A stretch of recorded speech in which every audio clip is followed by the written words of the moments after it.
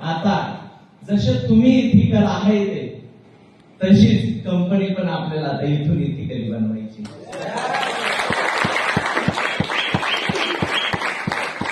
म्हणजे ते होणार काय त्याच्यामुळे होणार हे मित्रांनो की कंपनी जर इथिकली बनवली, आपण इथिकली राहिलो तर आपलं तर करिअर हे 100% होणार आहे. पण आपण ज्यांना या बिझनेस मध्ये आणतोय ना त्यांचं देखील करिअर होणार.